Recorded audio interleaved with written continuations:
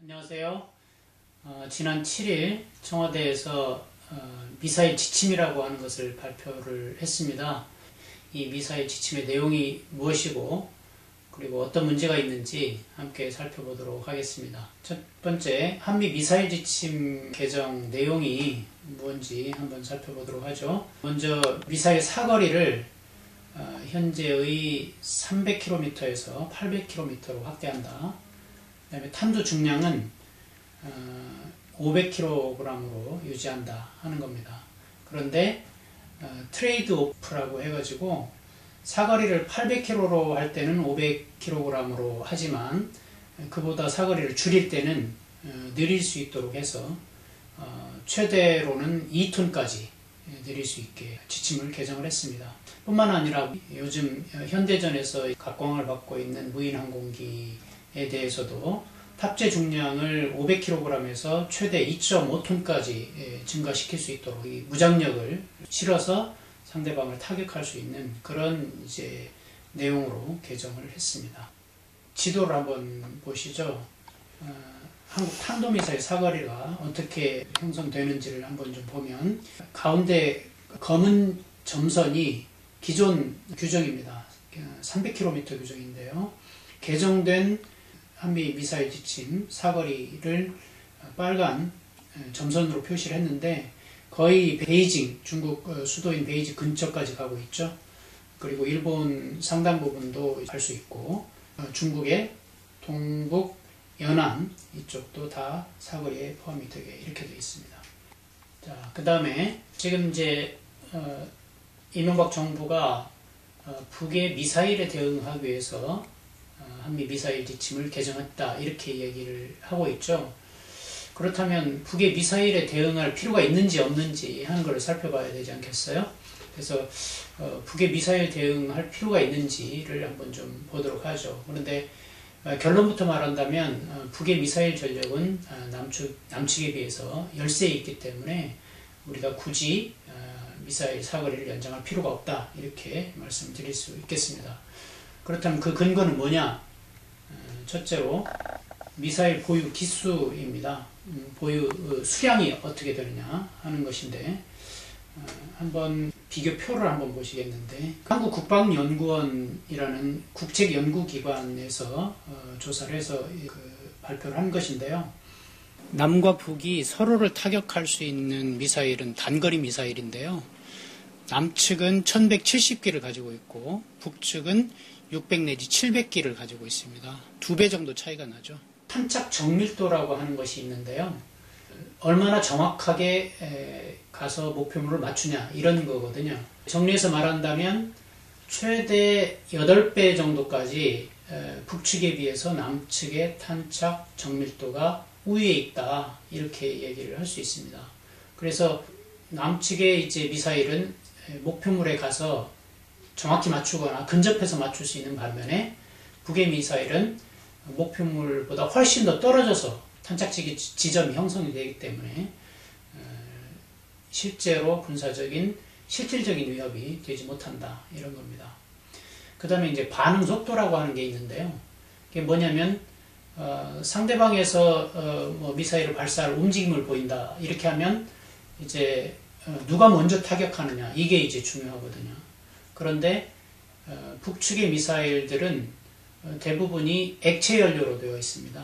남측의 미사일들은 고체 연료로 되어 있는데 액체 연료는 그 연료를 주입하는데 몇 시간이 걸린다는 거죠. 그래서 서로 동시에 그 상대방을 공격하겠다고 결심을 한다 하더라도 남측은 훨씬 더 빨리 상대방을 공격할 수 있기 때문에 그런 점에서도 남과 북의 미사일 전력 차가 있다 이렇게 말할 수 있고요. 그 다음에 마지막으로 대응 체계입니다.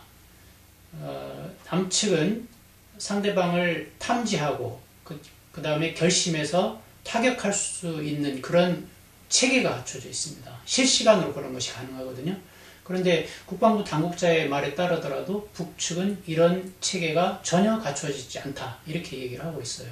그런 점에서 미사일 보유 기수로나 탄착 정밀도로나 반응 속도로나 그리고 대응 체계에 있어서 남측의 미사일 전력이 북측을 압도하고 있다. 그렇기 때문에 북의 미사일에 대응하기 위해서 우리의 미사일 사거리를 연장해야 된다라고 하는 것은 전혀 설득력이 없다. 이렇게 말할 수 있습니다. 자, 그렇다면 미사일 사거리 연장이 노리는 바가 무엇인가 하는 것을 살펴보도록 하겠습니다. 첫째로는 대북 선제 공격을 실행할 무기를 확보하는 것이다. 이렇게 말할 수 있습니다. 이명박 정부 들어서서 특히 천안함 연평도 사건을 거치면서 이명박 정부가 이른바 능동적 억제라고 하는 방안을 이제 발표를 했죠. 이것은 이제까지의 공식적인 이 방어 전략을 공격 전략으로 바꾸는 것을 의미합니다. 군사 전략이 공세적으로 바뀌었다라고 하는 거고요. 그 다음에 이에 기초해서 선제 공격 작전 계획을 세우고, 그 다음에 지난 8월에 열렸던 을지 프리덤 가디언 한미연합 전쟁 연습 때 공식적으로는 최초로 선제 공격 연습을 했다라고 하는 사실이 밝혀졌습니다. 지금 미사일 사거리 연장도 같은 맥락에 있는 것인데요. 상대방을 먼저 타격하기 위한 그런 수단을 확보하기 위한 것이 바로 미사일 사거리 연장이다. 이렇게 말할 수 있습니다. 국방부가 미사일 지침 개정에 대한 브리핑을 하면서 또 이렇게 말했습니다. 실제 미사일이 발사되기 전에 지상에서 파괴하기 위해서는 시스템이 구축되어야 된다. 그러면서 이러한 미사일 능력이 실시간 발휘될 수 있도록 탐지, 식별, 결심, 타격이 즉각 가능한 일련의 체계를 구축할 것이다. 이렇게 말했습니다. 이런 것들은 미사일 사거리 연장이 단순히 방어를 목적으로 한 것이 아니라 상대방을 먼저 타격하기 위한 그런 것이라고 하는 것을 이명박 대통령도 그리고 국방부 당국자들도 공공연히 얘기를 하고 있다. 이렇게 말할 수 있습니다. 지금 미사일 사거리 연장하면서 MD와 연계된 것이 아닌가 이런 이제 의혹들이 많이 제기되니까 정부가 미국 MD에 참여할 일은 없다 이렇게 이야기를 하고 있습니다. 하지만 과연 그게 사실인가 하는 걸 보면 천영호 청와대 외교안보 수석이 지난 7일 브리핑에서 북한의 미사일 위협에 대한 대응 능력을 확충하기 위해 대북 감시정찰 능력과 MD 능력도 함께 보강해 나갈 것이다 이렇게 얘기를 했습니다. 그리고 국방부 당국자들도 탐지와 식별, 그 다음에 결심과 타격이 즉각 가능한 일련의 체계를 만들겠다라고 했는데 이것이 바로 이제 MD 체계와 연관되어 있는 것입니다. 그리고 심지어 이제 청와대 이제 고위 관계자는 감시 정찰 능력, 미사일 방어 능력 모두가 필요하다 이렇게 얘기를 하면서 MD 분야에서는 한미 간 긴밀한 협조가 이루어져야 된다 이렇게 스스로 말하고 있습니다. 뿐만 아니라 미국 당국자들도 한국과 MD 문제를 어떻게 협조할 것인지 논의를 하고 있다 이렇게 이야기를 하기도 했고, 또 더 나아가서는 한국이 어떻게 MD에 참여할지에 대해서도 구체적인 방안까지 제시를 하고 있습니다.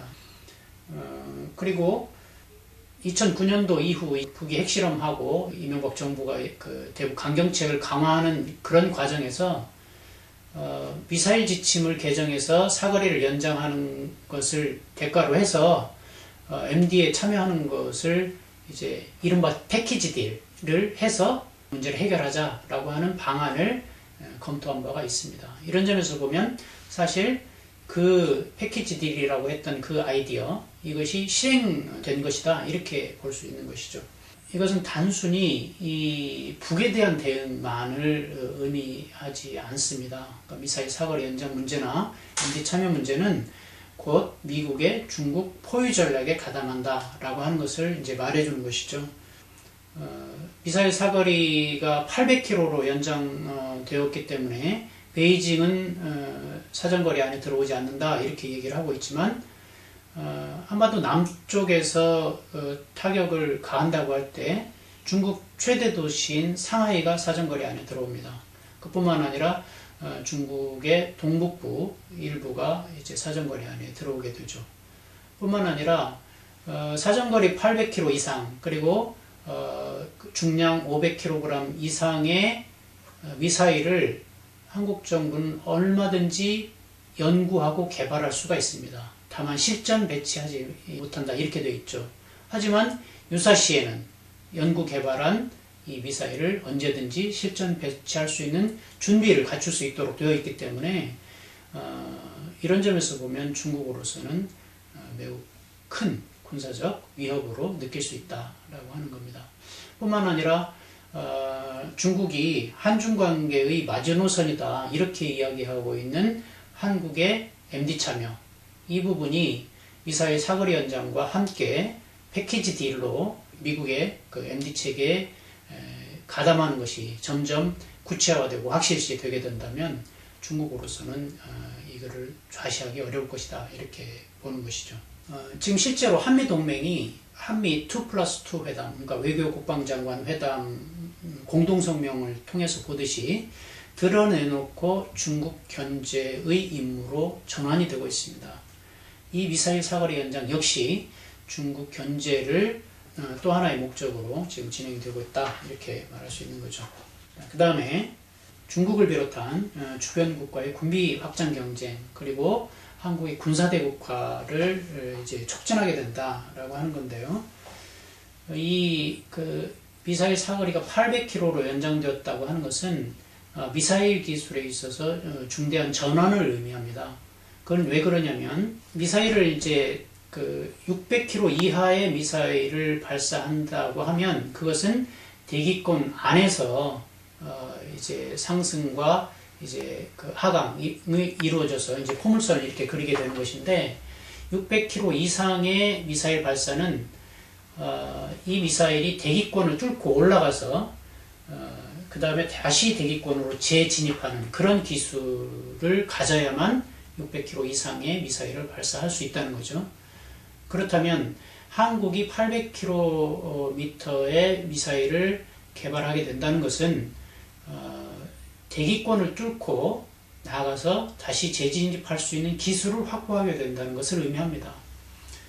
이것은 대륙간 탄도미사일도 마찬가지로 대기권을 뚫고 들어갔다가 다시 재진입하는 그런 이제 기술을 사용을 하는데 재진입 기술이 매우 어려운 기술이어서 그것을 확보하는 것이 중요하다고 합니다. 그런데 한국은 800km의 미사일을 개발함으로써 그 기술을 확보하게 되는 것이죠. 그런 점에서 미사일 기술에 있어서 중대한 진전을 의미하게 되는 것이고 800km를 나가는 사거리 그 미사일을 확보하게 된다는 것은 보다 더 멀리 나가는 미사일을 언제든지 만들어낼 수 있다는 것을 의미하게 되는 거죠.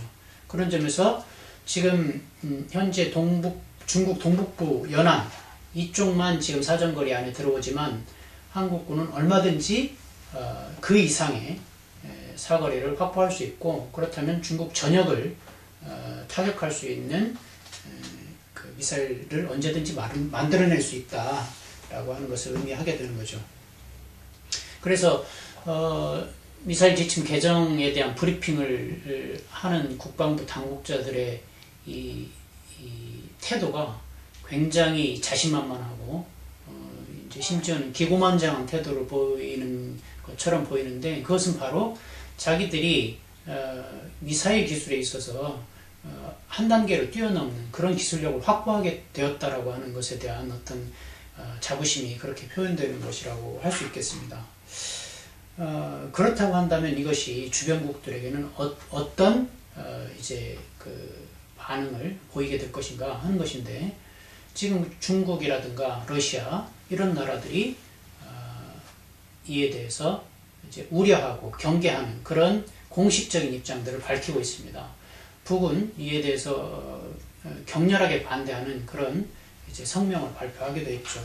그래서 이 주변국들로부터 군사적인 이제 위기감을 불러일으켜서 남쪽에서 그런 미사일을 개발을 하게 된다면 주변국들도 그에 상응하는 군사적 대비를 할 수밖에 없게 될 것이고, 그러면 또다시 한국은 그에 대비하겠다고 이제 또 군비를 확장하게 되고, 그래서 동북아에서 이제 군비 확장 경쟁이 일어나고 무기 증강 경쟁이 일어나게 된다라고 하는 겁니다. 이렇게 미사일 이제를 사거리 800km가 나가는 미사일을 이제 개발하게 된다면 그것을 운용하는 부대도 이제 필요하게 되는 것이고요. 그 다음에 운용하기 위한 어떤 감시 정찰 체계, 그런 자산, 그 다음에 발사대, 발사 차량, 엄호 시설 이런 것들을 요구하게 되죠. 그래서 지금 이미 정부 당국이 2012년부터 향후 5년간 매년 5천억 원씩 2조 5천억 원을 미사일 이 사거리 연장에 필요한 그런 예산을 요구를 했다고 하는 것인데 실제로는 그보다 훨씬 더 많은 예산을 쓰게 될 가능성이 높습니다. 그렇게 되면 국방예산 증액 요구가 더 높아지게 되고 한정된 국가 재원을 이제 고려해 본다면 국방예산이 많이 쓰이면 쓰일수록 복지 예산은 줄어들게 되겠죠. 그렇게 되면 지금도 OECD 기준으로 볼 때 그 복지 예산이 가장 낮은 나라가 바로 우리나라인데 이것이 개선될 가능성이 점점 더 이제 멀어지게 되는 것이고, 이 미사일 지침 개정과 관련해서 이명박 정부나 새누리당은 물론이고 진보 세력에서도 진보 언론들에서도 미사일 지침 개정이 주권의 회복이라는 측면에서 환영할 만한 일이다 이렇게 주장들을 하고 있습니다. 과연 그런가? 이 미사일 지침 개정 문제는 국제적인 통제 시스템이 있습니다. 왜냐하면 이 대량 살상 무기가 무한대로 확산되는 것을 방지하자는 그런 취지에서 미사일 기술 통제 체제라든지 탄도미사일 확산 방지를 위한 헤이그 행동지침 이런 것들이 있어요. 그래서 이것이 이제 무한대로 확산되는 것을 이제 제어하고 통제하는 그런 시스템이 있는 것이죠. 그래서 이 미사일 기술 통제 문제는 한미 간의 관계 문제만 작용하고 있는 것이 아닙니다. 국제적으로 미사일 기술 확산을 막는, 제어하는 이제 그런 부분들이 있는 거예요. 그렇기 때문에 이것을 한미 사이의 주권 문제로만 보기는 어렵다라고 하는 것이고, 두 번째로는 정작 우리의 군사 주권을 근본적으로 제약하고 있는 문제들이 있죠. 한미 동맹, 한미 상호 방위 조약 이런 것들이 불평등한 한미 관계를 규정하는 가장 근본적인 요인들입니다. 그리고 군사 주권의 핵심이라고 할 수 있는 작전 통제권을 여전히 미국이 장악을 하고 있죠. 그런데 이런 문제들은 외면한 채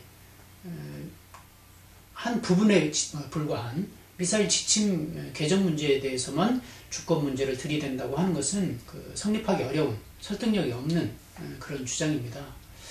그런 점에서 볼 때 이 주권 문제를 앞세우는 것이야말로 이 미사일 지침 개정의 어떤 위험성, 대북 선제 공격을 위한 그런 본질 이런 것들을 은폐하고 호도하기 위한 이제 언술에 지나지 않는다 이렇게 말할 수 있겠습니다. 자, 다음으로 주변국들이 장거리 미사일들을 가지고 있기 때문에 우리도 미사일 능력을 이제 증강해야 된다 이렇게 주장을 합니다. 그런데 주변국들을 한번 봅시다. 중국, 러시아, 일본 이런 나라들이 주변국들인데 이 나라들은 핵무기를 보유하고 있고 대륙간 탄도미사일을 보유하고 있거나 그런 능력을 가지고 있는 나라들입니다. 경제 규모도 우리보다 훨씬 클 뿐만 아니라 군사력으로도 우리보다 훨씬 강국들이죠. 이런 나라들의 미사일 능력을 비교해서 그들과 이제 경쟁해가지고 그에 맞서는 미사일 능력을 갖추자 이렇게 이야기하는 것은 이건 쉽게 말해서 뱁새고 황새에 따라가자고 하는 것과 다름없다고 생각합니다. 만약에 그것을 추구하게 된다면 우리 경제가 완전히 거덜나게 될 것입니다. 그리고 그렇게 하게 된다면 동북아에서 안보 위협은 훨씬 더 증가되게 될 것이다. 세 번째로 지금 미사일 지침 개정을 놓고 연일 언론에서 남한 어디서든지 북전역을 타격할 수 있다는 보도가 계속 쏟아지고 있습니다. 이것이 우리 사회 분위기를 어떻게 이끌고 갈 것인가, 특히 대선을 수십 일 앞두고 있는 지금 이런 보도들이 계속 나오는 것이 어떤 정치적 의미와 의도를 가지고 있는 것인가 하는 것을 살펴볼 필요가 있다고 생각합니다. 지금 북을 전역을 타격할 수 있다는 보도들이 계속 나오게 되면 그러지 않아도 파탄난 남북관계가 더욱 악화돼서 남북 대결이 이제 극단화될 가능성이 높습니다. 북도 이미 강력히 반발하고 있고요. 그래서 이런 이제 남북 대결적인 분위기가 계속된다면 실패한 이명박 정부의 남북 관계를 호도하거나 정당화하는 그런 이제 결과를 가져오게 될 수 있죠. 그리고 지금 남북 사이의 화해와 평화와 통일로 나아가자라고 하는 그런 이제 정치 세력들의 여러 가지 공약들, 이것이 이제 잠재워지게 되고, 야권 후보들에 대해서 미사일 사거리 연장 문제에 대해서 너희들 주권 회복이라는 측면에서 어떻게 생각하느냐, 이런 식으로 이제 공세적인 질문을 하게 될 수 있고, 또 중국 세력 색출, 좌파 이제 빨갱이 색출, 이런 식으로 지금 분위기들이 몰아져 가고 있는데, 분위기를 이렇게 반복 대결적인, 냉전적인, 시대착오적인 분위기로 몰아가는데 이 미사일 지침 개정이 작용을 하고 있지 않나, 이런 생각이 들어서 크게 우려되는 부분이다, 이렇게 말할 수 있겠습니다. 그렇다면 대안은 무엇인가? 우선 미사일 사거리 연장이 주권의 회복이다, 이렇게 주장하는 것의 허구성을 폭로하고 미사일 사거리 연장의 위험성을 널리 알리는 게 우선 필요할 것이고요. 그리고 올해부터 매년 5천억 원씩 2조 5천억 원을 미사일 사거리 연장 관련 예산에 투입하겠다고 하는 것인데, 이 예산을 전액 삭감하는 것이 필요할 것입니다. 그리고 근본적으로는 한반도의 평화협정과 군축을 실현해서 남북이 서로 전쟁을 하고 싶어도 할 수 없는, 그리고 주변국들도 한반도에서 전쟁을 일으킬 생각을 하지 못하도록 하는 그런 제도를 만들어내는 것이 필요합니다. 이런 한반도 평화협정과 군축을 실현하기 위해서는 이번 대선에서 평화 대통령을 뽑는 것이 무엇보다 중요합니다. 평화 대통령 뽑아서 평화협정과 군축을 실현해야만 우리가 자주와 평화와 통일의 세상에서 살 수 있습니다. 이 일을 위해서 힘차게 싸워나갑시다. 감사합니다.